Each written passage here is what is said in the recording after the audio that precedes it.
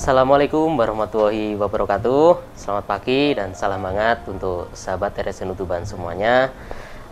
Di sini kita kembali lagi ke YouTube channel RSN Utuban featuring Al-Uswah dalam program Edukasi Pendidikan Kesehatan RSN Utuban dan Al-Uswah. Nah, di sini perkenalkan dulu, saya Cahyo Yogi Prasetyo. Nah, di sini saya akan membawakan acara bincang-bincang pada hari ini. Dan saya tidak sendirian, saya ditemani oleh apoteker dari RSN Utuban, yaitu Mbak Desi Amedia Ayu. Assalamualaikum Mbak Desi. Waalaikumsalam Mas Yogi. Sebelum acara bincang-bincang kita lanjutkan, jangan lupa subscribe dulu, tekan tombol lonceng, dan like, dan komen yang bagus-bagus ya. Oke? Ya, Bu Ayu. Ya, Mas Yogi. Ini saya sebagai kan kalau di sini sebagai akuntansi, mungkin saya mewakili dari orang-orang awam terkait dengan obat-obatan. Oke, baik. Gitu. Mungkin ada hal-hal sepele yang sebenarnya orang-orang juga kurang paham terkait dengan obat-obatan. Jadi nanti mungkin bisa mewakili teman-teman dari RSN Utuban yang di luar untuk menanyakan terkait dengan obat. Siap. Ya, yang pertama adalah mungkin cara menyimpan obat. Seberapa penting sih untuk menyimpan obat itu, karena kalau saya sendiri nih di rumah kadang obat saya taruh di kulkas gitu. Nah, itu gimana, Bu Ayu? Ya, jadi gini Mas Yogi, sediaan obat itu kan banyak banget ya, nggak cuma satu. Ada sirup, ada tablet, Iya. ada hormon yang biasanya disuntikan ke tubuh pasien oleh pasien itu sendiri. Jadi semuanya itu tergantung sama sediaan, kembali lagi tergantung sama sediaan. Kalau misalnya tablet, nah tablet itu umumnya bisa disimpan di suhu ruang. Oh, suhu ruang itu maksudnya ya tidak terlalu dingin, Tidak terlalu dingin dan panas. tidak terlalu panas. Oh, Jadi siap. suhu ruang itu biasanya kisarannya antara 24 derajat Celcius sampai 30. Itu untuk tablet ya. Kemudian untuk sirup, nah sirup itu biasanya kalau orang awam menyimpannya di lemari es ya, benar nggak Mas Yogi? Mungkin Mas Yogi di rumah punya anak kecil, obat-obatannya disimpan di dalam lemari es. Padahal seharusnya untuk sediaan sirup itu tidak perlu diletakkan di lemari es, ya. Gitu. Sama dengan tablet, dia juga bisa diletakkan di suhu ruang saja, asal terhindar dari cahaya matahari. Nah, biasanya aku nyimpan obat di kamar gitu ya. Tapi ternyata nyimpannya itu di dekat jendela yang sinar matahari itu bisa masuk, langsung kena ke obat itu tadi. Nah, ada beberapa obat yang sifatnya fotosensitif atau dia akan terpengaruh oleh paparan cahaya matahari. Nah, itu ntar obatnya bisa jadi nggak stabil lagi, jadi efektivitasnya itu berkurang, walau masa kadaluarsanya masih panjang. Gitu ya. Nah, ada lagi obat tetes mata. Obat tetes mata itu Mas unik. Jadi gini, sebelum dia dibuka, aturan penyimpanannya itu disimpan dalam suhu 2-8 derajat Celcius. Jadi itu harus di lemari es. Oh, nah, itu kalau obat tetes mata memang harus di lemari es. Iya, ada beberapa. Kemudian aturan penyimpanan setelah kemasan itu dibuka, malah dia idealnya di luar lemari es. Jadi semua itu tergantung sediaan obatnya. Kita nanti sebelum menggunakan, alangkah baiknya kita melihat keterangan yang ada di labelnya. Karena setiap obat pasti ada keterangannya seperti itu. Menarik ini untuk yang tadi terkait dengan obat tetes mata tadi. Ya. Jadi mungkin gini, kalau ada obat di botol atau obat tetes mata itu termasuk ya. Kalau sudah terbuka itu masih boleh digunakannya berapa lama sih? Karena kadang biasanya orang-orang takut untuk pakai lagi karena sudah tercemar, karena sudah terbuka. Ya, benar. Jadi gini, kalau untuk tetes mata, karena dia kan sediaan steril ya, penggunaannya harus steril, sediaannya harus steril karena untuk mata. Dan obat tetes mata itu bisa digunakan sampai 1 bulan setelah kemasan dibuka. Jadi misalnya nih, hari ini tanggal 30 ya, 30 bulan 9. Terus Mas Yogi buka nih obat tetes matanya itu.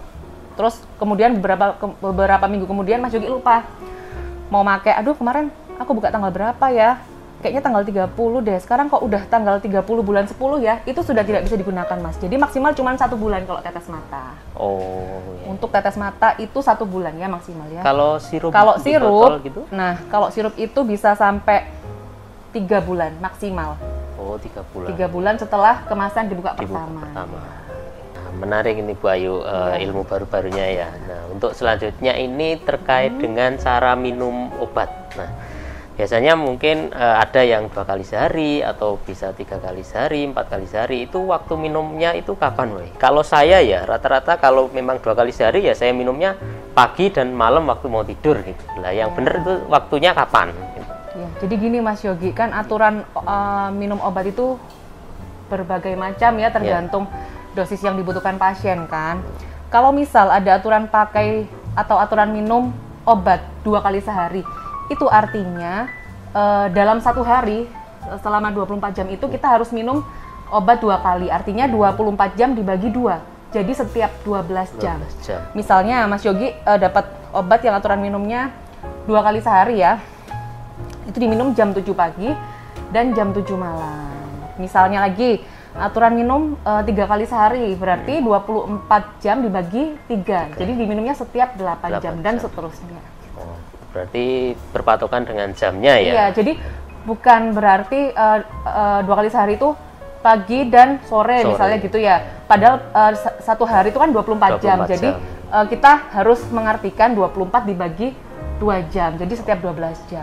Oh, berarti patokannya adalah jam ya teman-teman, untuk minum obatnya itu tadi. Nah, yang selanjutnya adalah terkait dengan biasanya kalau memang sudah sembuh nih dari sakitnya, obat masih sisa, ya kan? Nah, rata-rata orang-orang pasti obat sisa itu akan disimpan.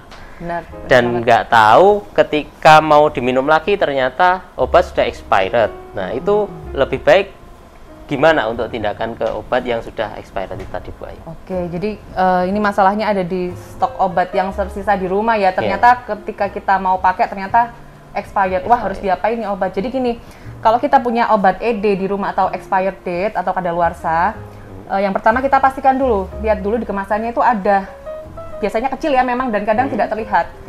Kita lihat tanggalnya tanggal berapa. Jika memang sudah dipastikan obat itu terlewat tanggal atau expired, kita harus membuang dengan cara yang pertama kita pisahkan dulu dengan kemasannya Mas. Jadi jangan dibuang utuh gitu ya. Misalnya ada 1 strip dibuang utuh, itu jangan, karena mengantisipasi supaya tidak ada yang menyalahgunakan. Takutnya disalahgunakan dengan pihak lain. Wah, yang ada obat, ada obat nih di jalan misalnya jatuh atau di tempat sampah, diambil dijual lagi atau gimana. Padahal obat itu ED. Nah, caranya itu kita pisah dengan kemasannya. Kalaupun dia berupa tablet, itu dibuka sampai benar-benar kemasan dalamnya dibuang. Semua kapsul atau tablet itu dibuang, terus tabletnya dihancurkan. Jadi jangan dibuang utuh. Kemudian tabletnya tetap harus dihancurkan ya? Tetap harus dihancurkan, karena nggak nutup kemungkinan orang nemu obat yang kondisinya masih bagus, itu diambil lagi. Diambil lagi masih bisa dimasukkan plastik clip ya? Benar banget. Terus kalau untuk obat sirup, itu kita buka botolnya, kita tuang larutannya entah ke dalam wastafel atau saluran pembuangan air lainnya gitu. Jadi bener-bener wadah obat itu kosong gitu, masih pastikan lagi gitu. Nah, untuk teman-teman dan sobat RSN Utuban semua yang ada di rumah, kalau ada pertanyaan-pertanyaan tentang obat yang lain bisa lihat atau bisa langsung menghubungi di sini. Nah, atau bisa juga melalui media sosial kami semua yang ada di bawah sini. Nah, dan selanjutnya terima kasih untuk Mbak Ayu atas informasi dan ilmunya. Semoga bermanfaat untuk teman-teman semua yang ada di rumah. Dan tetap pantengin terus video-video selanjutnya di channel YouTube Rumah Sakit NU Tuban featuring Anuswa, dan semoga berjumpa kembali di program edukasi pendidikan kesehatan selanjutnya. Terima kasih. Wassalamualaikum warahmatullahi wabarakatuh.